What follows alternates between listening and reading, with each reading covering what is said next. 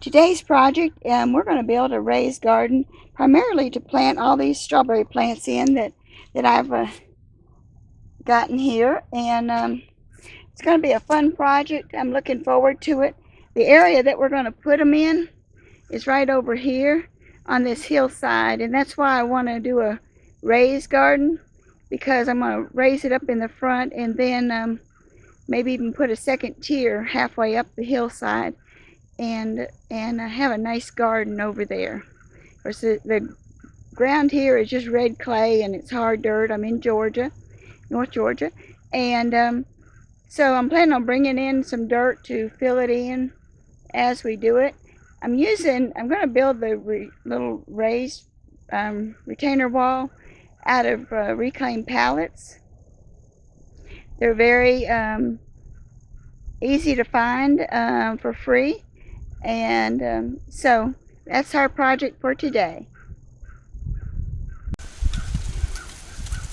Here's the pallets that I've accumulated for this job. I estimated that it might take up to 10, and some of them will be broken into pieces and to help do supports or whatever I need to do to tie it into the bank. And as you can see over here, I've got my reciprocal saw that's going to cut real easy through the pallets. There's one I'm standing up there ready to cut, and over here is one that I've already cut in half. Okay, I've got my pallets cut in half, as you can see, and I'm taking them over to the side of the house. And I guess you can hear my neighbor mowing. He's decided to mow his grass, so you'll be hearing that through this video. But okay, let's go on to the side of the house. Okay, as you can see, I've got the pallets cut. I brought them over here to the slope in the yard, and I've got I put in some little rebar posts and tied a string to them. It's amazing when you tie a string to them, you can see if you're going in the right direction or not. Anyway, getting ready to put them upright. This is about 24 feet of wall that's going in. I've got some more pallets. I may extend it on up the hill a little bit. Maybe not. I'll have to decide that when I get to that point. The challenge here is going to be anchoring them so that they don't shift in time. So I'm going to have to probably put some kind of supports on the back and drill a hole and anchor them down with some more of that rebar. Anyway, this is where we're going so far. Definitely the project is going great. As you can see up on the hill there,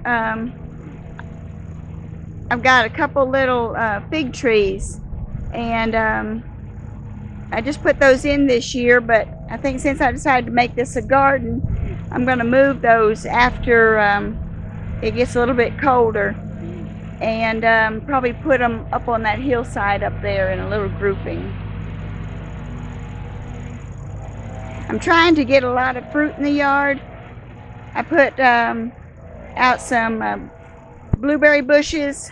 Sorry for that turnaround.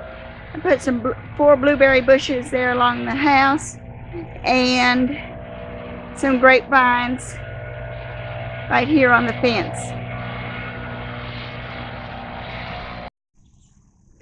Okay, here I'm removing the strips from the bigger wood on the pallet. There's all my little pieces I took off. I may use those to join the pallet sections together over at the garden. I'm thinking that the bigger boards right here, that I can maybe use those to somehow tie it into the bank. Maybe attach it to the upright piece and then drill a hole through it and anchor it right into the bank, about 2 foot back from the face of it. So we'll see how that goes. Anyway, the project is going real good. Moving right along. Okay, I got all the strips off of the bigger wood. Got a nice little pile there of them. And if this was going to show, I'd I'd clean these boards up a little bit more and take the rest of the little wood off of them. But this beat pulling out nails, and this is all going to be underground, so it's not going to show at all. By using pallet wood, there's a real advantage in the garden because there's no chemicals. There's no arsenic to leach into your vegetables. And these are made of oak, so they're very hard wood. They should last a while, but of course termites eventually will get to them.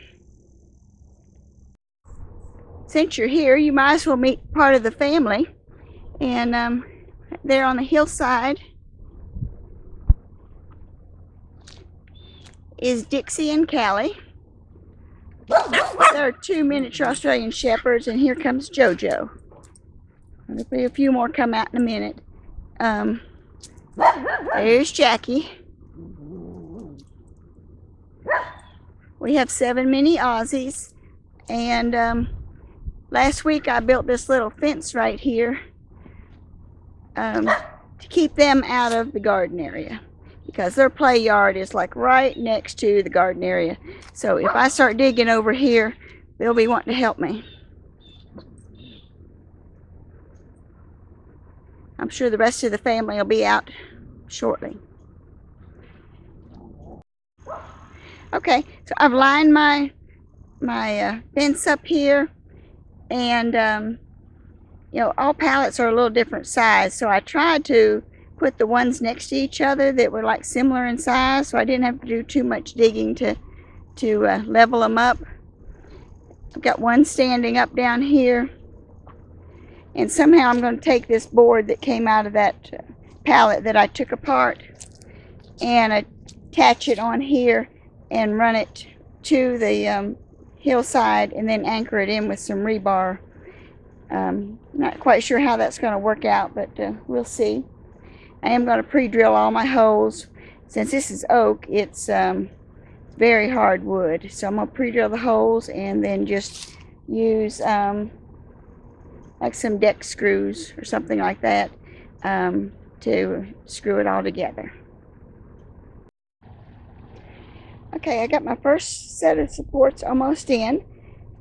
The first one here, and you can see I drilled a hole in through the wood and then hammered a piece of rebar into there. Took a pretty big hammer to mallet to get that rebar through there.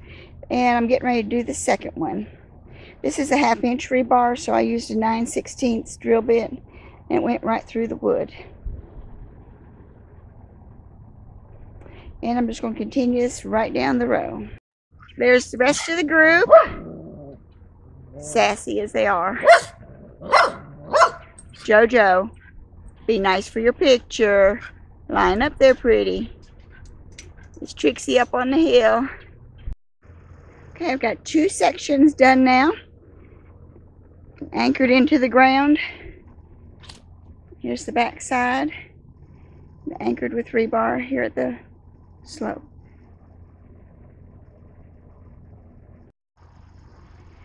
Okay, I'm getting it up. I decided to go ahead and work on the fronts and then add the back support later. This one that I'm working on was going to be a little bit higher, but it seems like it's got legs on it. So this rock pick is excellent for getting some dirt out of the way real quick. It digs right down there to make a little hole to set those legs in. And anyway, it's coming right along. I think it's going to look real good. Well, here's one afternoon's work. We're about to lose our daylight, so we're going to head in for this evening. Still got most of the fronts up. Still got to add some supports on the back. Got some at each end just to hold it for the night. Here I've started putting the toppers on them just to kind of give it a more finished look. Okay, we've got the raised area all built. You can see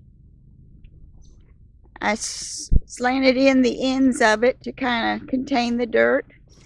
and I put supports all the way down it, 2 on each pallet face, and with rebar right there anchoring into the ground.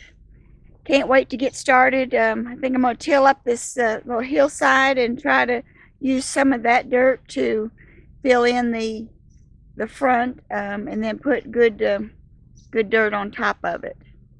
Well, I think it turned out real nice. It's about 21 inches tall, and I can't wait to get it planted. I bought some cabbage. It's fall now, so I bought some cabbage and collards to put in, and some onions.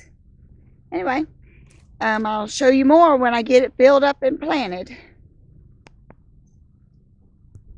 Here we are, mid-December, and the garden's done. As you can see, the retaining wall has held up well. It's been up for probably a month or 2 now. My plants are all doing good. It's so exciting seeing everything growing in the middle of the winter. And of course, I can't wait to put my spring plants in there. Got cabbage there, collards, romaine lettuce down at the end, onions, broccoli towards the back, and some small kale plants coming up. My strawberry plants are doing well. They've transplanted well, and so hopefully in the spring I'll have some great big red juicy strawberries coming up.